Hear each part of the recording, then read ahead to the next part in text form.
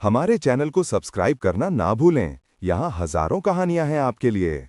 महल में अब तक राजा को भी इस बारे में पता चल चुका है और रानी भी फिलहाल कोई सफाई नहीं दे पा रही है, क्योंकि उन्हें खुद भी नहीं पता है कि वसुंधरा कब और कैसे कहाँ निकल गई, वो भी वीरेश के साथ। इसलिए राजा बहुत गुस्सा है और समर उन सबके गुस्से को बढ़ाते हुए वसुंधरा के खिलाफ कुछ ना कुछ बोल रहा है। पिताजी, कुछ ज्यादा ही सर चढ़ा रखा है आप दोनों ने वसुंधरा को।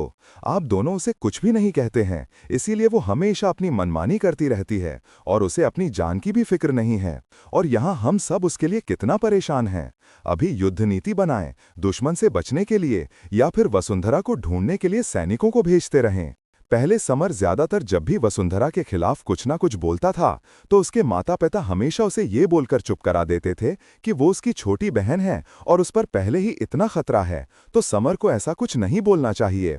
लेकिन अभी वसुंधरा वहां पर है नहीं और कहीं ना कहीं उसका इस तरह चुपचाप से महल से बाहर जाना ठीक नहीं है, किसी के लिए भी। और सभी को उसकी जान की फिक्र है, इसलिए फिलहाल समर को कोई कुछ भी नहीं बोल पाया। वसुंधरा वीरेश के साथ महल वापस आई और एक पहरेदार ने पहले ही आकर राजा को इस बारे में बता दिया, और राजा ने भी वसुंधरा को सीधे अपने कमरे में बुलाया, जहां पर राजा, रानी और समर थे। इसके अलावा वहां पर राजा का एक खास मंत्री भी उनके साथ खड़ा हुआ था। वसुंधरा बहुत ही धीरे कदमों से चलते हुए चुपचाप अपने पिता के कमरे के अंदर आई और उसने कुछ भी नहीं बोला। वो बस ऐसे ही वहां सामने आकर खड़ी हो गई। राजा ने बहुत ही मायूसी से कहा, वसुंधरा, आपसे हमें ऐसी उम्मीद नहीं थी। सब कुछ जानने के बाद भी आपने ऐसा किया। वीरेश भी उसके पीछे वहां तक आया, लेकिन वो कमरे के अंदर नहीं गया और दरवाजे के पास ही रुक गया। लेकिन राजा ने जैसे ही उसे देखा, वो वसुंधरा को छोड़ वीरेश की तरफ आया और इस बात के लिए उसे डांटने लगा। और वीरेश चुपचाप राजा की बातें सुनता रहा।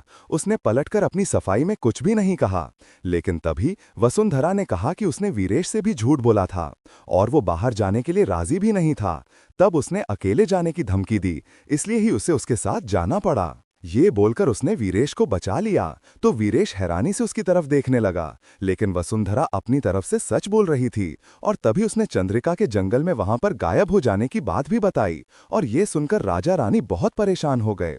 लेकिन वीरेश या वसुंधरा दोनों में से किसी ने भी गांव के जलने वाली बात या फिर उस नरभक्षी पेड़ वाले किसी भी खतरे के बारे में राजा रानी को नहीं बताया, क्योंकि अगर राजा और रानी को इस बारे में पता चलता तो वो लोग और भी ज्यादा परेशान हो जाते। राजा ने तुरंत ही कुछ और सैनिक को दूसरे सेनापति की अगुवाई में चंद्रिका को ढूंढने के लिए जंगल में भेज दिया और वसुंधरा को बहुत ही सख्ती से महल से बाहर जाने के लिए मना कर दिया गया।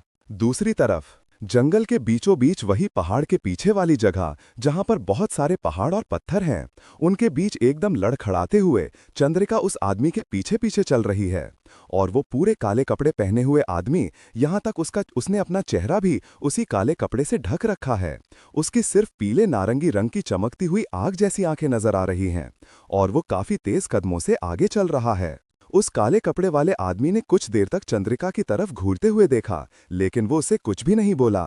जबकि चंद्रिका को कुछ भी समझ नहीं आ रहा है कि वो कैसे पहाड़ी से गिरने के बाद भी एकदम सही सलामत बच गई। यहां तक कि उसे खरोच भी नहीं आई और वो इस वक्त कहां पर है, ये भी उसे समझ नहीं आ रहा है। चंद्रिका को कुछ भी समझ नहीं आ रहा है, इसलिए उसके पास उस आदमी के पीछे पीछे जाने के अलावा और कोई भी रास्ता नहीं है। लेकिन उसके पीछे आते हुए वो बिल्कुल भी चुप नहीं है, बल्कि उसके मन में जितने भी सवाल आ रहे हैं, लगातार बोलते हुए वो ये सारे सवाल पूछ रही है। हे रुको, कौन हो तुम? और तुमने ही मेरी जान बचाई है ना? लेकिन कैसे? तुमने मुझे गिरने से कैसे बचाया? और तुम यहाँ पर क्या कर रहे थे? वो आदमी चंद्रिका के सारे सवाल सुन रहा है, लेकिन फिर भी अब तक उसने कुछ भी नहीं बोला है और वो चुपचाप आगे बढ़ता हुआ जा रहा है। उसकी चाल काफी तेज है और चंद्रिका उससे काफी ज्यादा पीछे छूट गई, तो उसने चलते हुए कहा, ओहो, थोड़ा सा धीरे चलो, और ऐसे पत्थरों पर इतने ऊबड़ खाबड़ रास्ते हैं, तुम कैसे आसानी से यहाँ पर चल ले रहे हो? मुझे तो कितनी परेशानी हो रही है।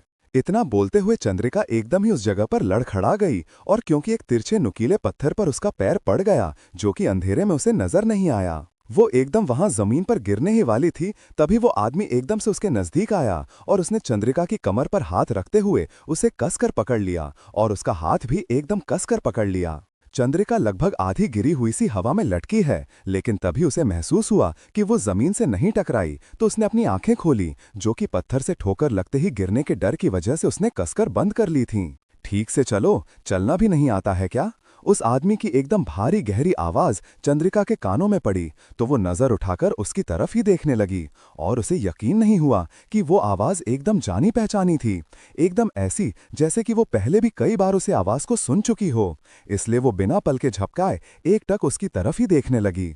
कहानी जारी है। इस कहानी के अलावा मेरी और कहानियां भी इस प्लेटफॉर्म पर हैं, तो आप सब उन कहानियों को भी पढ़कर देख सकते हैं। उन सारी कहानियों के नाम हैं my mysterious husband, my boss is my secret lover, or arrange love, caged in devil's love, secret billionaire. हमारे चैनल को सब्सक्राइब करना ना भूलें, यहाँ हजारों कहानियां हैं आपके लिए।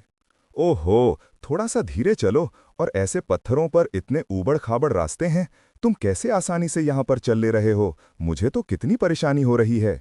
इतना बोलते हुए चंद्रिका एकदम ही उस जगह पर लड़खड़ा गई, और क्योंकि एक तिरछे नुकीले पत्थर पर उसका पैर पड़ गया जो कि अंधेरे में उसे नजर नहीं आया, वो एकदम वहां जमीन पर गिरने ही वाली थी कि तभी वो आदमी एकदम से उसके नजदीक आया और उसने चंद्रिका की कमर पर हाथ रखते हुए उसे कसकर पकड़ लिया और उसका हाथ भी एकदम कसकर पकड़ लिया।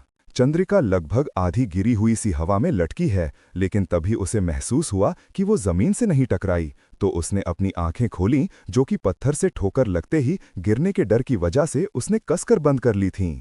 ठीक से चलो, चलना भी नहीं आता है क्या? उस आदमी की एकदम भारी गहरी आवाज चंद्रिका के कानों में पड़ी तो वो नजर उठाकर उसकी तरफ ही देखने लगी और उसे यकीन नहीं हुआ कि वो आवाज एकदम जानी पहचानी थी, एकदम ऐसी जैसे कि वो पहले भी कई बार उसे आवाज को सुन चुकी हो। इसलिए वो बिना पल के झपकाए एकटक उसकी तरफ ही देखने लगी।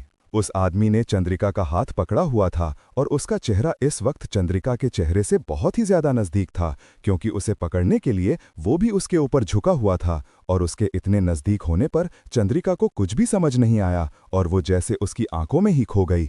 इसलिए बाकी सब कुछ भूलकर वो उसकी तरफ ही देख रही थी।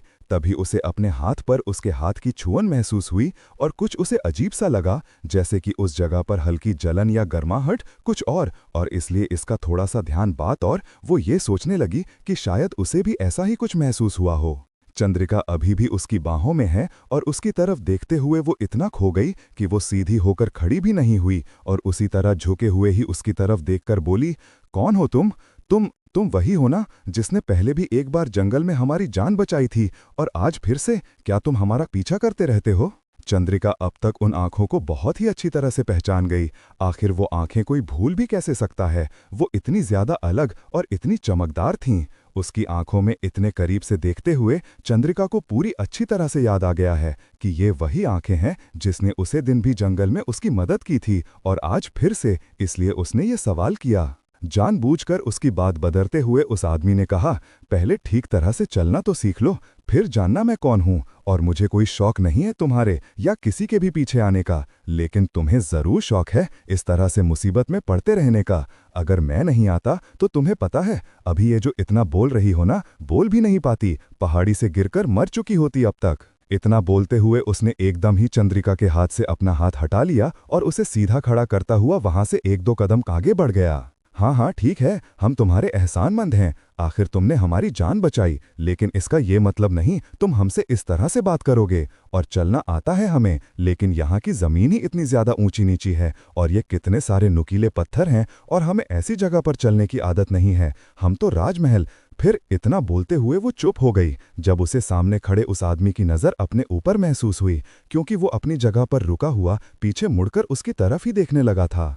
उस आदमी ने एकदम गंभीर और गहरी आवाज में उससे सवाल किया, अच्छा, तो तुम राजमहल में रहती हो, लेकिन फिर इस वक्त यहाँ क्या कर रही थी? और उस पहाड़ी के किनारे तुम्हें पता भी नहीं चला तुम कब वहां से नीचे गिर गई? उस आदमी की आवाज अपने कानों में पड़ते ही चंद्रिका जैसे होश में आई, और फिर उसे राजकुमारी के बारे में एकदम ही ध्यान आया और उसने कहा, राजकुमारी, वो भी तो वहां पर फंसी हुई थी, क्या तुम मुझे वापस ऊपर लेकर जा सकते हो? वहां राजकुमारी के पास मुझे उनकी सहायता करनी है। उस आदमी ने सीधे ही मना करते हुए कहा, नहीं, मैं वहां पर नहीं जा रहा और तुम भी वहां पर नहीं जा पाओगी। वहां की ऊंचाई बहुत ही ज्यादा है और रास्ता भी बहुत कठिन है। जब तुमसे यहां सीधे रास्ते पर नहीं चला जा रहा तो फिर ऊंचाई पर कैसे चलोगी? उसकी बातें सुनकर चंद्रिका ने उस तरफ देखा और वो जगह सच में वहां से बहुत ज्यादा ऊंचाई पर थी, जहां पर चढ़ना उन दोनों में से शायद किसी के बस की बात नहीं थी, चंद्रिका के हिसाब से तो। और फिर उसे याद आया कि वसुंधरा के साथ वीरेश भी वहां पर था और वो उसे बचा रहा था।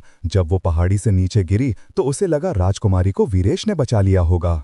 ये सारी अब बातें अपने मन में सोचते हुए चंद्रिका ने फिर से उस आदमी से सवाल किया, अच्छा, तो कम से कम यही बता दो कि तुमने मुझे कैसे बचाया और तुम हो कौन, कम से कम अपना नाम ही। वो आदमी गुस्से से झुंझलाता हुआ बोला, बहुत बोलती हो तुम और बहुत सवाल भी करती हो, लेकिन मुझे इतने सवालों के जवाब देने की आदत नहीं है, इसलिए अगर मेरे साथ आना है तो चुपचाप ही चलो, नहीं तो मैं तुम्हें यहाँ पर भी छोड़ दूंगा, फिर खुद ही पहुंच जाना अपने राजमहल। उसकी ये बात सुनकर चंद्रिका ने एकदम ही अपने मुंह पर उंगली रखकर धीरे से अपना सिर हिलाया और फिर वो चुपचाप उसके पीछे ही चलती रही, क्योंकि वो वहां पर रुकना नहीं चाहती थी। कहानी जारी रहेगी।